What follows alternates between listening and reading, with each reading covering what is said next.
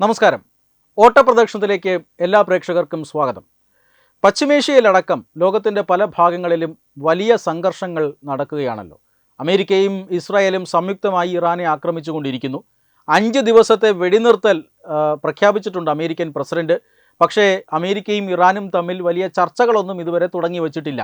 അതുകൊണ്ട് തന്നെ യുദ്ധകാര്യ വിദഗ്ധന്മാരെല്ലാം പറയുന്നത്, അല്ലെങ്കിൽ അവർ വിലയിരുത്തുന്നത്, ഇത് അമേരിക്കൻ പ്രസിഡന്റിൻ്റെ അടവ് നയമാണ്. ഇറാൻ ഇസ്രായേലിൻ്റെ ആണവ കേന്ദ്രങ്ങളിലടക്കം വലിയ ആക്രമണങ്ങൾ നടത്തിയിട്ടുണ്ട്. അമേരിക്കയുടെ സൈനിക കേന്ദ്രത്തിലേക്ക് ഇൻ്റർകോണ്ടിനെൻ്റൽ ബാലിസ്റ്റിക് മിസൈൽ പ്രയോഗിച്ചിരുന്നു. പരമാവധി 2000 കിലോമീറ്റർ ദൂരം മാത്രമേ ഇറാൻ്റെ മിസൈലുകൾക്ക് ആക്രമണശേഷിയുള്ളൂ എന്നാണ് ലോകം കരുതിയിരുന്നത്, അമേരിക്ക കണക്ക് കൂട്ടിയിരുന്നത്.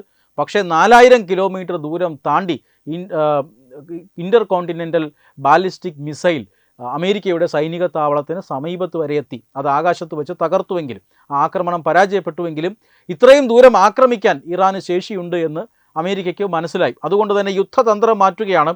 കൂടുതൽ യുദ്ധ സജ്ജീകരണങ്ങൾ ഒരുക്കുന്നതിന് വേണ്ടിയാണ് ഈ 5 ദിവസത്തെ വെടിനിർത്തൽ പ്രഖ്യാപിച്ചത് എന്നാണ് പൊതുവെ വിലയിരുത്തപ്പെടുന്നത്. ഇതുവരെ ചർച്ചയൊന്നും തുടങ്ങിയിട്ടില്ല. പക്ഷേ ഡൊണാൾഡ് ട്രംപ് ചർച്ചകൾ നടക്കുന്നു, തുടങ്ങാൻ കഴിഞ്ഞു, ഗംഭീരമാണ് എന്നൊക്കെ ഇടയ്ക്കിടയ്ക്ക് പ്രസ്താവന നടത്തുന്നുണ്ട്. എന്ന് വെച്ചാൽ സംഘർഷം വർദ്ധിക്കാൻ തുടങ്ങുകയാണ്.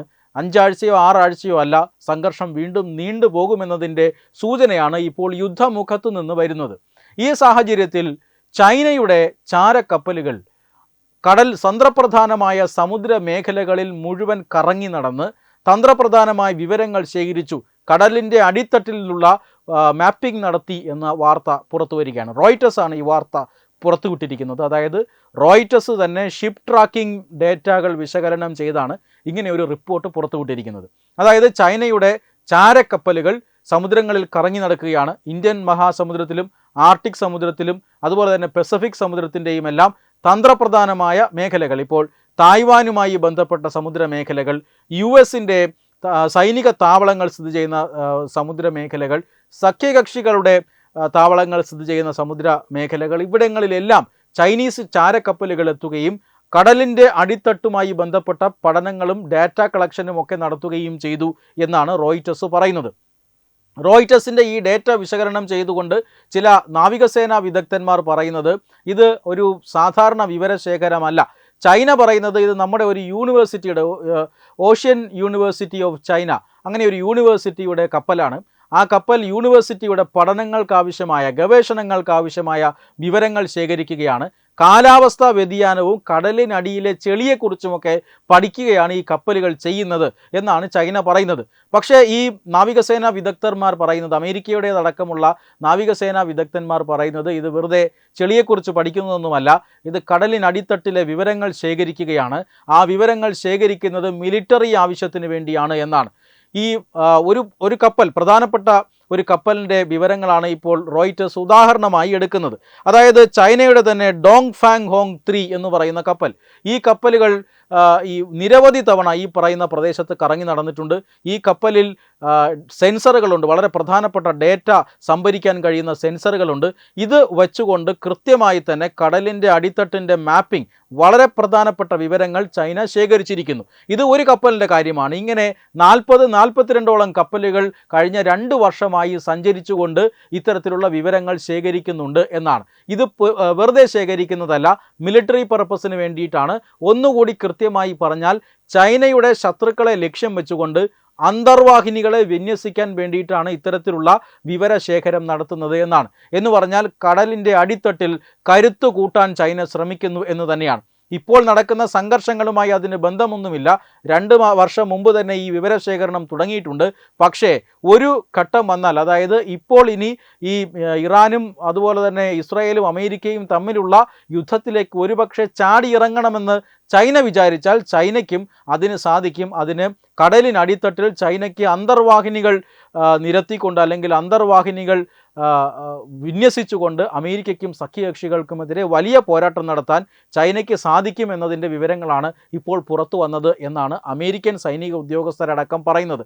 മറ്റൊരു പ്രധാനപ്പെട്ട വിലയിരുത്തൽ എന്ന് പറയുന്നത്, ഇത് ഇപ്പോഴത്തെ പശ്ചിമേഷ്യൻ സംഘർഷത്തിൻ്റെ ലക്ഷ്യമാക്കി മാത്രമല്ല, ചൈനയ്ക്ക് ദീർഘകാലമായി ഒരു ലക്ഷ്യമുണ്ട്, അത് തായ്വാനെ കീഴടക്കുക എന്നുള്ളതാണ്. തായ്വാൻ തങ്ങളുടെ പ്രദേശമാണ് എന്നാണ് ചൈന അവകാശപ്പെടുന്നത്. പക്ഷേ തായ്വാൻ ഒരു സ്വതന്ത്ര രാജ്യമാണ്, അവർക്ക് ഒരു ജനാധിപത്യപരമായി തിരഞ്ഞെടുക്കപ്പെട്ട സർക്കാരുണ്ട്, അവർക്ക് സൈന്യമുണ്ട്, എല്ലാമുണ്ട്. പക്ഷേ ചൈന പറയുന്നത് ഞങ്ങളുടെ ഭൂവിഭാഗമാണ്, അത് ഏത് നിമിഷവും പിടിച്ചെടുക്കാമെന്നാണ്. ചൈനീസ് കമ്മ്യൂണിസ്റ്റ് പാർട്ടി തന്നെ പറയുന്നത് വേണ്ടി വന്നാൽ സൈനിക ശക്തി അടക്കം ഉപയോഗിച്ചുകൊണ്ട് ഉടനെ തന്നെ തായ്വാനെ പിടിച്ചെടുക്കണം എന്നാണ് കമ്മ്യൂണിസ്റ്റ് പാർട്ടി പറയുന്നത്. അതുകൊണ്ട് പക്ഷേ തായ്വാൻ പിടിച്ചെടുക്കാനുള്ള ഏക തടസ്സം എന്ന് പറയുന്നത് അമേരിക്കയാണ്. തായ്വാനിൽ ആരെങ്കിലുമൊക്കെ വരികയോ അല്ലെങ്കിൽ തായ്വാൻ എന്തെങ്കിലും തരത്തിലുള്ള ഇഷ്ടമില്ലാത്ത പ്രവർത്തനങ്ങൾ നടത്തുകയോ ഒക്കെ ചെയ്താൽ ചൈനീസ് കപ്പലുകൾ, യുദ്ധക്കപ്പലുകൾ തായ്വാന് ചുറ്റും വിന്യസിക്കുകയും ചൈനീസ് യുദ്ധവിമാനങ്ങൾ തായ്വാൻ്റെ ഈ വ്യോമാതിർത്തി ലംഘിക്കുകയും ഒക്കെ ചെയ്യുമായിരുന്നു. പക്ഷേ ആക്രമിച്ച് കീഴടക്കാൻ പ്രധാനപ്പെട്ട തടസ്സം എന്ന് പറയുന്നത് അമേരിക്കയാണ്. അമേരിക്കൻ പടക്കപ്പലുകൾ ചൈനയുടെ ഈ നീക്കത്തെ തടയും, തായ്വാനെ ആക്രമിച്ച് കീഴ്പ്പെടുത്താനുള്ള ശ്രമമുണ്ടായാൽ. അതുകൊണ്ട് തന്നെ ഉടൻ തന്നെ ഏതെങ്കിലും ഒരു അനുകൂല സാഹചര്യം ഉണ്ടാകുമ്പോൾ തായ്വാനെ പിടിച്ചെടുക്കാനുള്ള ശ്രമം നടത്തിയാൽ അമേരിക്കൻ പടക്കപ്പലുകളെ തടയാൻ വേണ്ടിയിട്ടാണ് ഈ അന്തർവാഹിനി വിന്യാസം ചൈന നടത്തുന്നത് എന്ന് മറ്റൊരു വിലയിരുത്തലുമുണ്ട്. എന്തായാലും രണ്ട് വിലയിരുത്തലുകളും ശരിയാകാനുള്ള സാധ്യതയുണ്ട്. ഇതിൽ രണ്ടാമത്തേതായിരിക്കാം ഏറ്റവും കൂടുതൽ സാധ്യതയുള്ളത്. പക്ഷേ പശ്ചിമേഷ്യൻ സംഘർഷത്തിൽ ചൈനയ്ക്ക് ഇടപെടേണ്ടി വന്നാൽ അവർക്ക് ഇങ്ങനെയൊരു ശക്തി ഉണ്ട് എന്നുകൂടി ഇപ്പോൾ ഈ വിവരങ്ങൾ പുറത്തു വന്നതോടുകൂടി വെളിപ്പെടുകയാണ്. എന്തായാലും ഇന്ത്യ അടക്കമുള്ള രാജ്യങ്ങൾ സസൂക്ഷ്മമായി തന്നെ ഈ പശ്ചിമേഷ്യൻ സംഘർഷങ്ങളെ വിലയിരുത്തുന്നുണ്ട്, നിരീക്ഷിക്കുന്നുണ്ട്. ചൈനയും തീർച്ചയായും അത് ചെയ്യുന്നുണ്ടാകാം. എന്തായാലും ഈ ഒരു അവസരം മുതലെടുത്തുകൊണ്ട് ചൈന തായ്വാനെ പിടിച്ചെടുക്കാൻ ശ്രമിക്കുമോ എന്നാണ് ഈ വിവരങ്ങൾ വിശകലനം ചെയ്യുന്ന പല വിദഗ്ധരും ഇപ്പോൾ ചോദിക്കുന്ന ചോദ്യം. ആ ഒരു ഘട്ടത്തിലേക്ക് ചൈന കടക്കുമോ എന്നറിയില്ല. എന്തായാലും വളരെ വിശദമായി തന്നെ, വളരെ സസൂക്ഷ്മമായി തന്നെ ചൈന മേഖലയിലെ യുദ്ധ സാഹചര്യങ്ങൾ വിലയിരുത്തുന്നുമുണ്ട്. വെബ് ഡെസ്ക് തത്തുമൈ ന്യൂസ്.